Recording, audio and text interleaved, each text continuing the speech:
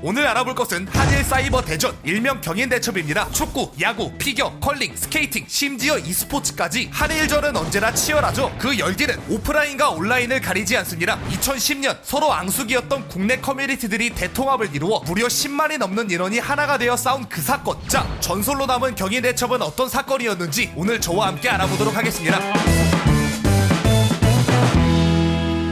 들어가기 전에 이 사건에 대한 배경 지식부터 알아보죠. 우리가 어떤 민족입니까? 전투의 민족이죠. 2010년 이전의 인터넷은 거의 투견장이나 다름없었습니다. 이때는 커뮤니티를 턴다는 개념이 있었죠. 터는 게 뭐냐? A 커뮤니티의 유저들이 몰려가서 B 커뮤니티를 점거해버리거나 엄청난 수의 글을 도배하여 서버에 압박을 주는 개념입니다. 지금이야 빠른 IP 차단 등 운영 기능이 구체화되어 턴다는 게 거의 불가능하죠. 하지만 과거에는 1호 대첩, 스겔 14연털 사건 등 굵직한 사건들이 꽤 많았습니다. 이렇다 보니 커뮤니티끼리 힘 대 힘으로 부딪히는 일이 비일비재했죠. 자, 우리나라 커뮤니티끼리만 싸웠느냐? 그건 또 아닙니다. 인터넷엔 국경이 없잖아요. 때문에 국제전을 벌이기도 했습니다. 대표적으로 2004년 갑신년에 벌어진 한국과 일본의 사이버 전쟁, 일명 갑신외란이 있죠. 2004년에 무슨 일이 있었죠? 일본의 전 총리 고이즈미가 독도를 다케시마라 부르며 별 난리를 다쳤죠. 게다가 한국에 대한 악성 루머를 퍼뜨리는 일본 사이트가 발견되었습니다. 우리가 어떤 민족입니까? 전투의 민족이죠. 한국인들은 일본의 대표 커뮤니티라고 할 수 있는 투채널에 공격을 감행했습니다. 한국에선 투채널의 메인 페이지를 해킹하고 일본에선 몇몇 DC 갤러리를 다운시켰죠. 서로 한 대씩 주고받으며 자강두천을 펼친 전쟁이었습니다. 당시 공중파에서도 다뤄질 만큼 상당히 큰 이슈였죠. 이 갑신외란 이후로 한일 간의 크고 작은 이슈는 곧 전쟁의 신호탄이 되었습니다. 매번 DC와 투채널 간의 사이버 국지전이 벌어졌죠. 여기서 잠깐, 투채널은 무슨 사이트일까요? 투채널은 DC 마냥 여러 갤러리가 한데 묶여있는 사이트입니다. 이곳에선 갤러리 대신 판이란 이름을 가지고 있죠. DC가 그렇듯 여기도 각 판마다 다른 성향을 띠고 있습니다. 이 중에 몇몇 판이 혐한 성향을 띠고 있고 주로 이들의 반응이 우리에게 전해지게 되죠. 때문에 투채널을 혐한 사이트라고 알고 있는 경우가 많습니다. 2010년 당시에도 그랬고요. 자,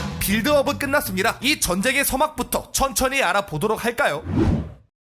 2010년 2월 18일 밴쿠버 동계올림픽이 한창이던 때에 한국에는 비보가 날아듭니다. 러시아에서 한인 유학생이 폭행당해 사망했다는 사건이었죠. 충격적인 사건이었지만 투채널의 일부 네티즌들은 이를 조롱거리로 삼았습니다. 당연한 일이다. 더 죽여라. 가축을 도살한 것이다. 조선인은 어딜 가나 해충 취급받는다.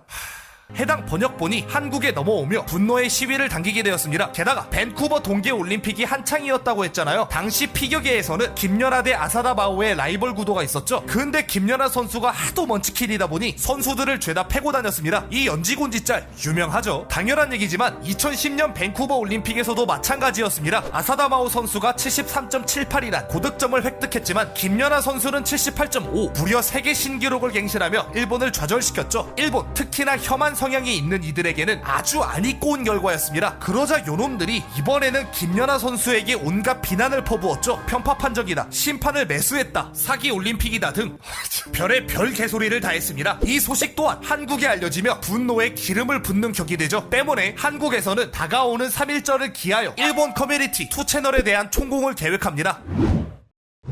본격적인 전쟁을 위해 이들은 먼저 본부를 창설합니다. 안관이라는 유저가 중심이 되어 네이버의 넷테러 대응 연합, 일명 테대연 카페를 개설하죠. 당시 막장스러움으로 유명했던 막겔과 코겔이 그 선두에 서게 되었고 그 뒤로 스겔, 하필겔, 해충겔 등 온갖 대형겔이 참전을 선언합니다. 여기서 끝난 게 아니라 오유, 와고, 엿복진, 우떼, 아고라, 루리에, 쭉방, 네이버 붐 등 사실상 대한민국의 거의 모든 커뮤니티가 뭉쳐 약 10만에 달하는 초대형 연합이 탄생했죠. 이게 어떤 의미를 갖냐면요, 당시 DC는 거의 모든 커뮤니티와 사이가 안 좋았습니다. 특히나 우떼는 1호 대첩 사건 이후로 DC와는 거의 앙숙이었어요. 하지만 그럼에도 불구하고 DC의 동맹 요청에 흔쾌히 수락한 겁니다. 조금 과장해서 말하자면 일베와 메갈이 손을 잡은 셈이에요. 한국인들의 분노가 어느 정도였는지 예상 가시죠? 물론 재밌어서 참전한 사람도 많았지만요. 아무튼 이렇게 많은 사람들이 몰리자 테대연은 좀 더 구체적인 조직 체제를 갖춥니다. 전체적인 작전을 꾸리고 진두 지휘를 맡을 수뇌부, 실시간으로 일본 내에서 첩보 활동을 펼치는 공작원, 갑신외란 당시 일본의 공격 패턴을 분석하여 대응책을 연구하는 정보원, 공격 전용 툴 및 프록시를 배포하는 보급관 등 여러 능력자들이 간부로서 활동했고요. 그 아래로는 직접적인 공격을 가할 10만의 민병대들이 있었습니다. 근데 사이트를 어떻게 공격할까요? 서론에서 말씀드렸듯 글을 도배하는 방법도 있긴 하죠. 근데 그보다 훨씬 직접적인 방법이 있습니다. 바로 트래픽을 억지로 늘려 서버 자체를 다운시키는 것입니다. 이 방법이 여러분도 한 번쯤 들어봤을 디도스 공격 공격이란 거죠. 바로 이러한 작전을 위해 보급관들이 프로그램을 배포한 것입니다. 새로 고침을 초당 몇백 번씩 시도하는 프로그램을 말이죠. 10만 명이 넘는 유저가 일시에 이를 사용한다면 버틸 사이트가 몇이나 될까요? 때문에 이 방법이 가장 단순하면서도 가장 확실하고 가장 효과적이었습니다. 그럼 일본에선 그냥 손가락이나 빨고 있었을까요? 그렇지는 않았습니다. 일본에서도 이 침공 계획을 알고는 있었어요. 때문에 투채널은 또 다른 대형 커뮤니티인 니코니코 동화와 동맹을 맺습니다. 또한 투채널 자체에서도 한국 IP를 차단하며 방어 체계를 갖추었죠. 이쪽에서는 프록시를 배포하는 것도 모르는 채 말입니다. 한편 일본에서는 3일절까지 기다리기엔 심심했는지 2월 28일에 먼저 선공을 개시합니다. 하지만 별다른 피해는 입히지 못했죠. 테대연에도 이 소식이 날아들었지만 다가오는 개전 일시를 기다리며 잠자코 대기했습니다. 그야말로 폭풍 전야였던 셈이죠. 그 와중에 새벽 1시인 줄 알고 설레발치던 빡대가리들도 당연히 있었고요.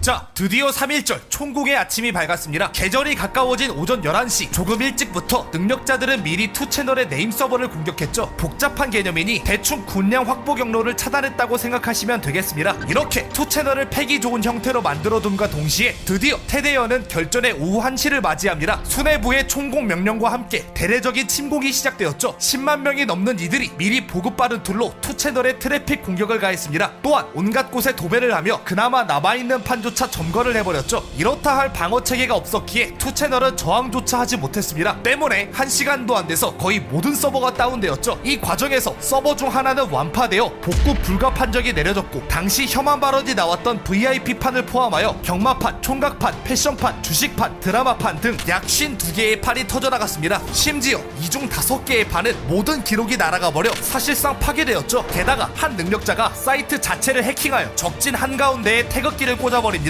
오후 2시 13분 총공 개시 1시간 13분 만에 투채널의 메인 페이지에는 태극기가 휘날렸습니다. 본진을 잃게 된 투채널은 부랴부랴 다른 대피처로 이동했지만 그마저도 첩보 활동을 펼치던 공작원들에 의해 속속들이 들통납니다. 이곳 또한 민병대들의 공격으로 차례차례 폭파당하죠. 투채널의 운영진들은 끊임없이 서버 복구를 시도했으나 미칠 듯한 화력에 잠시도 버티지 못하고 당신 말로 캐 관광을 당했습니다. 결국 한국의 IP를 완벽 차단하는 게 불가능하다며 투채널의 모든 서버를 전부 정지시키겠다는 말과 함께 백기를 들며 항복합니다. 이렇게 한국 측의 총공은 역대급 사태를 기록하며 완승으로 막을 내리는가 싶었는데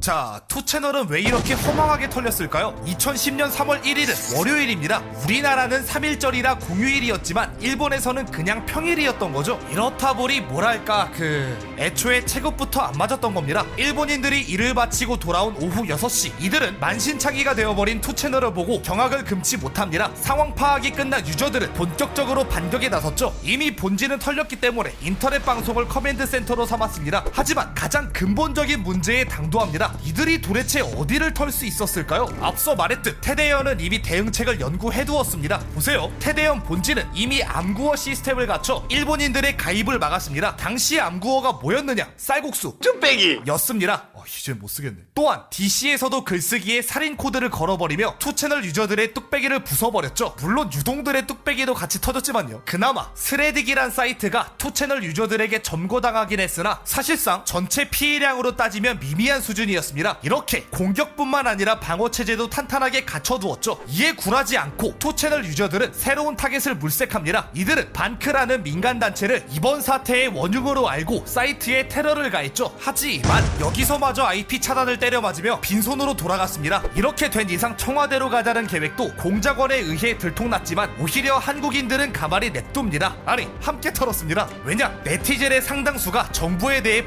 부정적이었거든요. 어쨌든 청와대에서도 일본 IP를 차단하며 해당 공격도 무의로 돌아갑니다. 이렇게 투채널은 핀포인트를 잡지 못한 채로 의미 없는 패트롤만 반복하다가 오후 8시 43분 투채널 지휘관의 공격 중단 명령이 떨어집니다. まあ攻撃したい人もいるだろうが統率取れなくてここで攻撃しても無意味だからな. 사실상 항복 선언으로 봐야겠죠. 얼마 지나지 않아 한국 측의 지휘관 안관일은 다음과 같은 글을 남깁니다. 일본은 패배를 인정했다. 다들 수고했다. 나중에 또 도발이 오면 그때 다시 뭉치자. 지휘관의 승리 선언과 함께 2010년 3월 1일 역대급 규모로 이뤄진 사이버 대첩은 오후 9시 38분을 기점으로 한국의 승리로 마무리됩니다. 이 전쟁은 한일 사이버 대전, 3.1절 잉여 대전쟁 등 여러가지 이름으로 불리지만요, 당시를 회상하는 이들은 현대에 벌어진 총성 없는 전쟁이라 회자하며 2010년 경인년에 벌어진 경인 대첩이라고 부릅니다.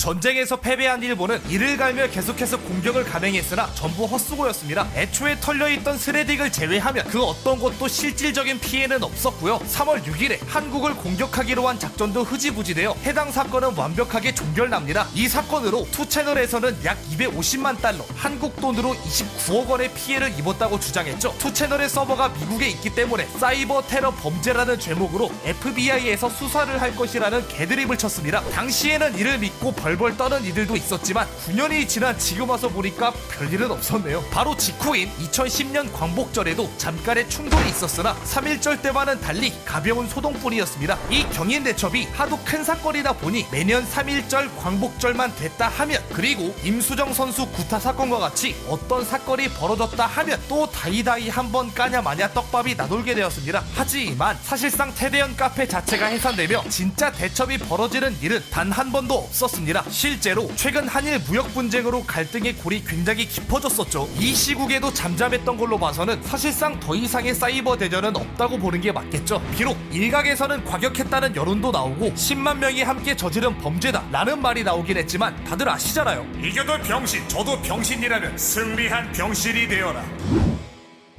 자, 여기까지 경인대첩에 대해서 알아보았습니다. 원래 저 같으면 아무리 타당한 이유가 있더라도 일종의 폭력을 가하는 것을 방조하는 것이 맞을까요? 하면서 뭐 옳고 그름이 어쩌래 저쩌래 해야 되는데 오늘은 스킵하겠습니다. 왜냐?